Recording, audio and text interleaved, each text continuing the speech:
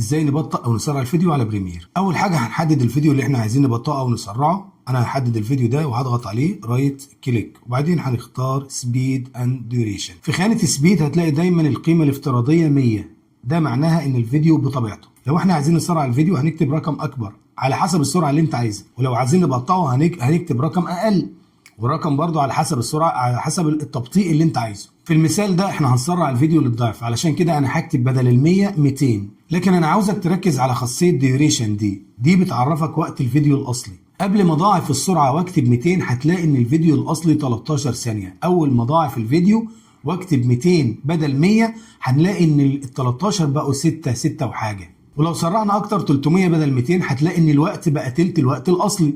بص الفيديو بقى عامل ازاي. اخر تجربه معانا لو احنا عايزينه يبقى زي التايم لابس، يبقى بسرعه قويه جدا. فانا مثلا هكتب 1000 بدل ال 100، يعني هسرعه 10 اضعاف. بص كده النتيجه. ولو انا عايز ابطئ الفيديو بقى هكتب طبعا رقم اقل من ال 100، زي مثلا 50 اللي هي نص السرعه الاصليه اللي بيبقى عليها الفيديو الطبيعي اللي هو 100. بص كانه متصور سلو موشن. واخر حاجه معانا النهارده وهي ازاي اخلي الفيديو يشتغل بالعكس. بنفس الطريقه برضو هضغط عليه رايت كليك وهختار سبيد اند ديوريشن او سبيد سلاش ديوريشن، وهفعل خيار ريفيرس سبيد يعني عكس السرعه. زي ما انتم شايفين